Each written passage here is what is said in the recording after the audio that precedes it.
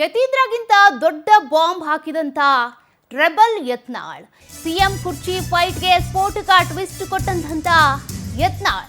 ಯತೀಂದ್ರ ಅವರು ನಿನ್ನೆ ಒಂದು ಹೇಳಿಕೆ ಕೊಡೋದ್ರ ಮೂಲಕ ಕಾಂಗ್ರೆಸ್ ವಲಯದಲ್ಲಿ ಸಾಕಷ್ಟು ಚರ್ಚೆಗೆ ಒಂದು ವಿವಾದವನ್ನ ಹುಟ್ಟಾಕೋದಕ್ಕೆ ಅಂತೇಳಿ ಹೇಳಿಕೆ ಕೊಟ್ಬಿಟ್ಟಿದ್ರು. ಆದ್ರೆ ಈಗ ಡಿಸಿಎಂ ಡಿಕೆ ಶಿವಕುಮಾರ್ ಕುರ್ಚಿಯ ಸ್ಫೋಟಕ ಸ್ಟೋರಿ.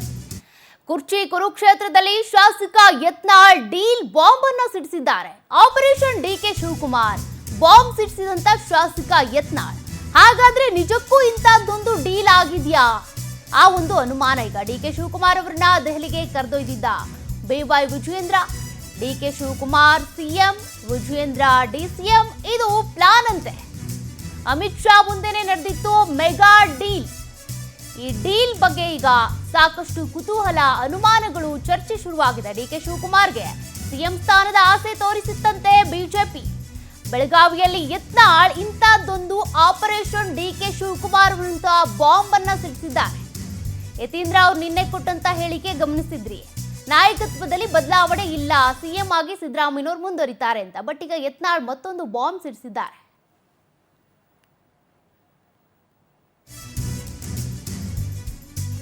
ನೋಡಿ, ನನ್ನ ಉಚ್ಚಾಟನೆ ಮಾಡಿ ಡಿಕೆ ಶಿವಕುಮಾರ್ ಅವ್ರನ್ನ ಸೇರ್ಪಡೆ ಮಾಡಬೇಕು ಅಂತ ಪ್ರಯತ್ನ ನಡೆದಿತ್ತು. ನಾನು ಬಿಜೆಪಿಯಲ್ಲಿದ್ರೆ ಇದು ಆಗೋದಿಲ್ಲ ಅಂತ ನನ್ನನ್ನ ಉಚ್ಚಾಟನೆ ಮಾಡಿದ್ದಾರೆ. ಇದು ರೆಬಲ್ ನಾಯಕ ಯತ್ನಾಳ್ ಅವರು ಕೊಟ್ಟಿರುವಂತಹ ಹೇಳಿಕೆ. ಬಿಜೆಪಿ ಉಚ್ಚಾಟಿತ ಶಾಸಕ ಆಗಿರುವಂತಹ ಬಸನಗೌಡ ಪಾಟೀಲ್ ಯತ್ನಾಳ್ ಅವರು ಇಂತಹದ್ದೊಂದು ದೊಡ್ಡ ಬಾಂಬ್ ಸಿಡಿಸಿದ್ದಾರೆ. ಹಾಗಾದ್ರೆ ನಿಜಕ್ಕೂ ಇವೆಲ್ಲ ಡೀಲ್ಗಳು ನಡೆದಿದ್ಯಾ? ಡಿಕೆ ಶಿವಕುಮಾರ್ ಸಿಎಂ ಆಗ್ತಾರೆ ಅನ್ನೋದ್ರ ಬಗ್ಗೆ ಏನಾದ್ರೂ ಪ್ಲಾನು ಅಥವಾ ಡೀಲ್ ನಡೆದಿತ್ತಾ? ಯತ್ನಾಳ್ ಏನ್ ಹೇಳಿದ್ದಾರೆ ಹಾಗಾದ್ರೆ ಕೇಳೋಣ. ಒಂದು ಮಾಡ್ಯಾರೋ ಗೊತ್ತಿಲ್ಲ, ಬಟ್ ದಿಲ್ಲಿಯಲ್ಲಿ ಈಗ ಇದು ನಡೆದಿದೆ, ಇದು ಘಟನೆ ನಡೆದಿದ್ದು ಸತ್ಯ. ಅದು ಅವಾಗ ನಾನು ಉಚ್ಚಾಟನೆ ಮಾಡಿದ ದಿವಸಗಳಲ್ಲಿ ಅವಾಗ ಒಬ್ಬರು ರಾಷ್ಟ್ರೀಯ ನಾಯಕ ನಾನು ಹೇಳಿದ, ನಾನು ಉಚ್ಚಾಟನೆ ಮಾಡಿತ್ತು, ಅನಿವಾರ್ಯತೆಯಿಂದ ಪಕ್ಷ ಮಾಡಬೇಕಾಯ್ತು. ಯಾಕಂದ್ರೆ ಪ್ರೆಷರ್ ಇತ್ತು ನಮ್ಮ ಮೇಲೆ. ಯತ್ನಾಳ್ ಬಿಜೆಪಿಗಿದ್ರೆ ಈ ಒಂದು ಜಂಟಿ ಪಕ್ಷದ ಏನು ಆಪರೇಷನ್ಗೆ ತೊಂದರೆ ಆಗ್ತದೆ, ಅದಕ್ಕೆ ಆ ಮನುಷ್ಯನ ಹೊರಗಿಟ್ರೆ ನಾವು ಒಳ್ಳೇದಾಗ್ತದೆ ಅಂದ್ರೆ ಮ್ಯಾಗಿನವ್ರ ಪಾಪ ಏನೋ ಒಂದು ಆಕ್ಷನ್ ಮಾಡ್ಬೇಕಂತ ನಾನು ಉಚ್ಚಾಟನೆ ಮಾಡಿ. ಜನರು ಏನಾದ್ರು ಆಗ್ಬೇಕು, ಮತ್ತೆ ಉಪಮುಖ್ಯಮಂತ್ರಿ ಆಗ್ಬೇಕು, ಮತ್ತಿಷ್ಟು ಪೂಜ್ಯ ತಂದೆಯವರಿದ್ದಾಗ ಲೂಟಿ ಮಾಡಿದ್ದು ಅದನ್ನೇ ಪ್ರಕ್ರಿಯೆ ಮುಂದುವರ್ಸ್ಬೇಕಂತ ಬಿಟ್ಟು ಪಾಪ ಏನು ಹಣ ದುಡ್ಡು ಹೊಡಿದ್ ಬಿಟ್ರೆ ಅವ್ರಿಗೇನು ಎಲ್ಲ ಸುಳ್ಳು ರೈತನ. ನೋಡ್ರಿ, ಅಶೋಕರ ಇದರಲ್ಲಿ ಒಂದು 4-5 ಶಾಸಕರು ಬಂದು ಮುಂದಿನ ದಿವಸಗಳಲ್ಲಿ ನಿಮ್ಮ ಪಕ್ಷಕ್ಕೆ ಬರಬೇಕು. ಯಾಕಂದ್ರೆ ಪಕ್ಷದಲ್ಲಿ ಉತ್ಸಾಹ ಇಲ್ಲ, ಕಾರ್ಯಕರ್ತರ ಉತ್ಸಾಹ ಇಲ್ಲ. ನಿನ್ನೆ ನಡೆದಂಥ ರೈತ ಸಮಾವೇಶದಲ್ಲಿ 1000 ಜನನೂ ಸೇರ್ಲಿಲ್ಲ, ಎಲ್ಲ ಕುರ್ಚಿಗಳು ಖಾಲಿ. ಹಿಂಗಿರೋದ್ರಿಂದ ನೀವು ಹೋದಲ್ಲೆಲ್ಲ ಸಾವಿರಾರು ಜನ ಕೂಡ್ತಾರೆ. ವಿಜೇಂದ್ರ ಹೇಳಿದ್ದಲ್ಲ ನನ್ನ ಬಗ್ಗೆ, ದಿಲ್ಲಿಯಲ್ಲಿ 50 ಜನ ಕೂಡಿದ್ರು ಯತ್ನಾಳ್ ಓಡಿ ಹೋಗಿ ಅಲ್ಲಿ ಭಾಷಣ ಮಾಡ್ತಾ ಇರ್ತಾರೆ. ನನಗೆ 50 ಜನ ಇಲ್ಲ, ಮಿನಿಮಮ್ 5ರಿಂದ 10,000 ಜನ ಸೇರ್ತಾರೆ. ಅದಕ್ಕೆ ನಿಮ್ಮದು ಜನಪ್ರಿಯತೆ, ನಿಮ್ಮ ವಿಶ್ವಾಸಾರ್ಹತೆ ಹೆಚ್ಚಾಗಿದೆ ರಾಜ್ಯದಲ್ಲಿ. ನೀವು ಬಿಜೆಪಿ ಜೊತೆಗೆ ಬರ್ಬೇಕಂತೇಳಿ ಅವರು ಹೇಳಿದ್ರು. ನಾ ಹೇಳಿದೆ, ಸುಮ್ಮನೆ ಒಬ್ಬ MLA ಆಗಿ ಬರ್ಲಿಕ್ಕೆ ಈಗ ಬರೋದಿಲ್ಲ. ನನಗೊಂದು ಇಂಥದಕ್ಕೆ ಪ್ರಾಮಿಸ್ ಮಾಡಿದ್ರೆ ಬರ್ತೀನಿ, ಯಾಕಂದ್ರೆ ಇಲ್ಲ ಪ್ರಾಮಿಸ್ ಡಿಮ್ಯಾಂಡ್ ನಂಬರ್ 1 ಹುದ್ದೆ ಕೊಡಬೇಕು ರಾಜ್ಯದಾಗ. CM ಈಗ ಅಧ್ಯಕ್ಷ ಅಥವಾ ವಿರೋಧ ಪಕ್ಷ ನಾಯಕ, ಮುಂದೆ CM. ಏನು ಸುಮ್ಮನೆ ಹೋಗಿ ಎಲ್ಲರೇ ನಾನು ಯಾರಿಗೂ ಅಪ್ಪಾಜಿ ಅನ್ನೋದು, ಅವ್ರು ಹೇಳ್ದಂಗೆ ಕೇಳೋದು, ಉತ್ತರ ಕರ್ನಾಟಕ ಅನ್ಯಾಯ ಆದಾಗ, ಪಕ್ಷದ ಕಾರ್ಯಕರ್ತರು ಅನ್ಯಾಯ ಆದಾಗ ನೇರವಾಗಿ ನಾವು ಮಾತಾಡೋನೆ. ಆ ಒಂದು ರಿಸರ್ವೇಷನ್ ನಂದಿದೆ. ಅದು ನನ್ನ ಭಾಗದ ಜನರ ಅಭಿವೃದ್ಧಿ ಸಲುವಾಗಿ ಮಾತಾಡಬೇಡ. ಈಗ ನೋಡ್ರಿ, ಸಕ್ಕರೆ ಕಾರ್ಖಾನೆಗಳ ಬಗ್ಗೆ ಬಿಜೆಪಿಯಲ್ಲಿ ಅನೇಕ ಸಕ್ಕರೆ ಕಾರ್ಖಾನೆ ಮಾಲೀಕರಿದ್ದಾರೆ.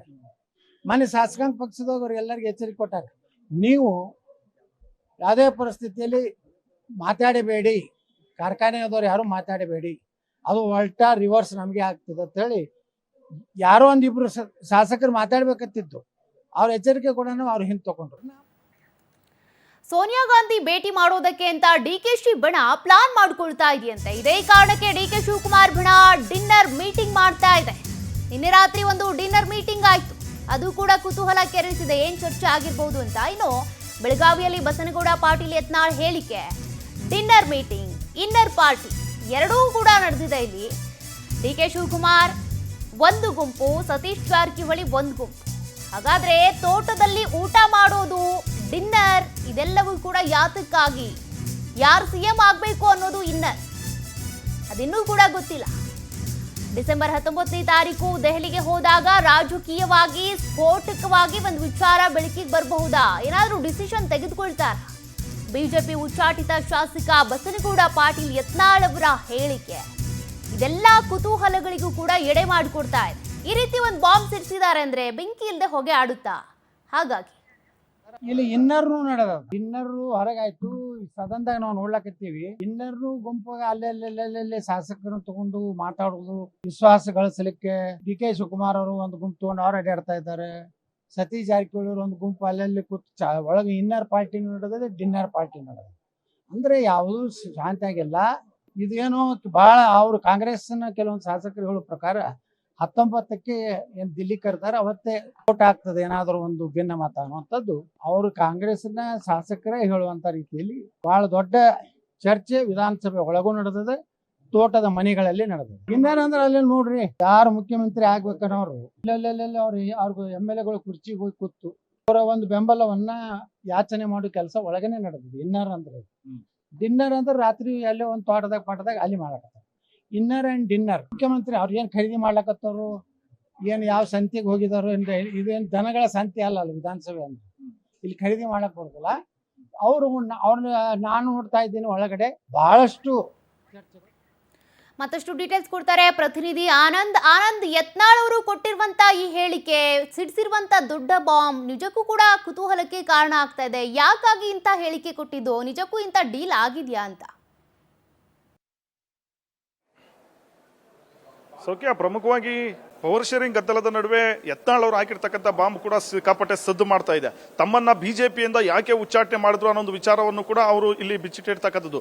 ಡಿ.ಕೆ. ಶಿವಕುಮಾರ್ ಅವರಿಗೆ ಸಿಎಂ ಆಗ್ತಕ್ಕಂಥ ಒಂದು ಅವಕಾಶವನ್ನ, ಆ ಒಂದು ಆಫರ್ ಅನ್ನ ಬಿಜೆಪಿ ಹೈಕಮಾಂಡೇ ಕೊಡೋದಕ್ಕೆ ಮುಂದಾಗಿತ್ತು ಅನ್ನೋ ಒಂದು ವಿಚಾರವನ್ನ ಅವರು ಪ್ರಸ್ತಾಪ ಮಾಡಿರ್ತಕ್ಕಂಥದ್ದು. ಅದಕ್ಕೆ ಮಧ್ಯಸ್ಥಿಕೆಯನ್ನು ವಹಿಸಿದ್ದು ಇದೇ ವಿಜಯೇಂದ್ರ ಅನ್ನೋ ಒಂದು ಮಾತನ್ನ ಅವರು ಸ್ಪಷ್ಟಪಡಿಸ್ತಾ ಇದ್ದಾರೆ. ಹಿಂದೆ ವಿಜಯೇಂದ್ರ ಅವರು ಡಿ.ಕೆ. ಶಿವಕುಮಾರ್ ಅವರನ್ನ ಅಮಿತ್ ಶಾ ಅವರನ್ನ ಭೇಟಿ ಮಾಡಿಸ್ತೀನಿ ಅಂತ ದೆಹಲಿಗೆ ಕರೆದುಕೊಂಡು ಹೋಗಿದ್ರು.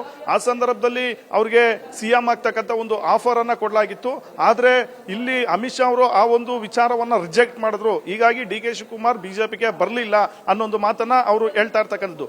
ಜೊತೆಗೆ ವಿಜಯೇಂದ್ರ ಅವರು ಕೂಡ ಈ ಒಂದು ವಿಚಾರದಿಂದ ಒಂದಷ್ಟು ರಾಜಕೀಯ ಲಾಭವನ್ನು ಕೂಡ ಪಡೆದುಕೊಳ್ಳೋದಕ್ಕೆ ಮುಂದಾಗಿದ್ರು ಅನ್ನೋ ಒಂದು ಆರೋಪವನ್ನ ಮಾಡಿರ್ತಕ್ಕಂಥದ್ದು. ಡಿ.ಕೆ. ಶಿವಕುಮಾರ್ ಅವರಿಗೆ ಬಿಜೆಪಿಯಲ್ಲಿ ಸಿಎಂ ಆಗ್ತಕ್ಕಂಥ ಒಂದು ಆಫರ್ ಅನ್ನ ಕೊಟ್ರೆ, ಈ ಕಡೆ ವಿಜಯೇಂದ್ರ ಅವರು ಡಿ.ಸಿ.ಎಂ ಆಗಬಹುದು ಅನ್ನೋ ಒಂದು ಲೆಕ್ಕಾಚಾರ ಇದೆ ಅನ್ನೋ ಒಂದು ವಿಚಾರ, ಅನ್ನೋ ಒಂದು ಮಾಹಿತಿಯನ್ನ ಈಗ ಯತ್ನಾಳ್ ಅವರು ಪ್ರಸ್ತಾಪ ಮಾಡ್ತಾ ಇರ್ತಕ್ಕಂಥದ್ದು. ಸದ್ಯ ಡಿ.ಸಿ.ಎಂ ಡಿ.ಕೆ. ಶಿವಕುಮಾರ್ ಅವರು ಈಗ ಅಧಿವೇಶನದ ಬಳಿಕ ಸಿಎಂ ಆಗೋದಕ್ಕೆ ಎಲ್ಲಾ ರೀತಿಯ ಒಂದು ತಯಾರಿಯನ್ನ ಮಾಡ್ಕೊಳ್ತಾ ಇದ್ದಾರೆ. ಹೈಕಮಾಂಡ್ ಮೇಲೆ ನಿರಂತರವಾದಂತಹ ಒಂದು ಒತ್ತಡಗಳನ್ನ ಹೇರ್ತಾ ಇದ್ದಾರೆ. ಡಿನ್ನರ್ ಮೀಟಿಂಗ್ ಮೂಲಕ ಶಾಸಕರನ್ನ, ಸಚಿವರನ್ನ ವಿಶ್ವಾಸಕ್ಕೆ ಪಡೆದುಕೊಂಡು ತಮ್ಮ ಶಾಸಕರ ಸಂಖ್ಯಾಬಲವನ್ನು ಹೆಚ್ಚಿಸಿಕೊಳ್ತಕ್ಕಂಥ ಒಂದು ಪ್ರಯತ್ನದಲ್ಲಿ ಕೂಡ ಇದ್ದಾರೆ. ಈ ಸಂದರ್ಭದಲ್ಲಿ ಸೋನಿಯಾ ಗಾಂಧಿ ಅವರನ್ನು ಕೂಡ ಭೇಟಿ ಮಾಡಬೇಕು ಅಂತ ನಿನ್ನೆ ಡಿನ್ನರ್ ಮೀಟಿಂಗ್ ನಲ್ಲಿ ಒಂದಷ್ಟು ಚರ್ಚೆಗಳಾಗಿರ್ತಕ್ಕಂಥದ್ದು. ಯಾಕಂದ್ರೆ ರಾಹುಲ್ ಗಾಂಧಿ ಅವರು ಅವ್ರ ಭೇಟಿಗೆ ಎಷ್ಟೇ ಒಂದು ಪ್ರಯತ್ನ ಮಾಡಿದ್ರು ಡಿ.ಕೆ. ಶಿವಕುಮಾರ್ ಅವರಿಗೆ ಅವಕಾಶವನ್ನ ಕೊಟ್ಟಿರಲಿಲ್ಲ. ಈಗ ಕೆಲವು ಶಾಸಕರು ಮತ್ತು ಮುಖಂಡರುಗಳ ಮೂಲಕ ರಾಹುಲ್ ಗಾಂಧಿ ಅವರ ಮೇಲೆ ಒತ್ತಡ ಏರಿಸತಕ್ಕಂಥ ಒಂದು ಪ್ರಯತ್ನಕ್ಕೂ ಕೂಡ ಡಿ.ಕೆ. ಬ್ರದರ್ಸ್ ಅವರು ಮುಂದಾಗಿರ್ತಕ್ಕಂಥದ್ದು. ಈ ಸದ್ದು ಗದ್ದಲದ ನಡುವೆ ಈಗ ಯತ್ನಾಳ್ ಅವರು ಇಂಥದ್ದೊಂದು ಬಾಂಬ್ ಹಾಕಿರ್ತಕ್ಕಂಥದ್ದು ತೀವ್ರ ಕುತೂಹಲ ಮೂಡಿಸ್ತಾ ಇರ್ತಕ್ಕಂಥದ್ದು. ಒಂದು ಕಡೆ ಬಿಜೆಪಿಯಲ್ಲೂ ಕೂಡ ಈ ರೀತಿಯ ಒಂದು ಸ್ಟೇಟ್ಮೆಂಟ್ಗಳಿಂದ, ಈ ರೀತಿಯ ಒಂದು ಬೆಳವಣಿಗೆಗಳಿಂದ ಅಲ್ಲೂ ಕೂಡ ಆಂತರಿಕ ಭಿನ್ನಾಭಿಪ್ರಾಯ ಭುಗಿಲೇಳ್ತಾ ಇದೆ. ಒಂದು ಕಡೆ ತಟಸ್ಥ ಬಣ, ಒಂದು ಕಡೆ ರೆಬಲ್ ಬಣ ಇದೆ, ಮತ್ತೊಂದು ಕಡೆ ವಿಜಯೇಂದ್ರ ಬಣ, ಒಂದೊಂದು ಕಡೆ ಅಶೋಕ್ ಬಣ. ಈ ರೀತಿ ಒಂದು ಪಕ್ಷ ಮೂರು ಬಾಗಿಲಾಗಿರ್ತಕ್ಕಂಥ ಒಂದು ಪರಿಸ್ಥಿತಿ ಬಿಜೆಪಿಯಲ್ಲಿ ಇರ್ತಕ್ಕಂಥ ಸಂದರ್ಭದಲ್ಲಿ ಯತ್ನಾಳ್ ಅವರು ಇಂಥ ಒಂದು ಸ್ಟೇಟ್ಮೆಂಟ್ ಕೊಟ್ಟಿರ್ತಕ್ಕಂಥದ್ದು ಕೂಡ ಬಿಜೆಪಿ ಪಕ್ಷದಲ್ಲಿ ಒಂದಷ್ಟು ರಾಜಕೀಯ ಸ್ಥಿತ್ಯಂತರಕ್ಕೆ ಕಾರಣವಾಗಬಹುದು. ಸೌಖ್ಯ. Thank you Anand. ಡೀಟೇಲ್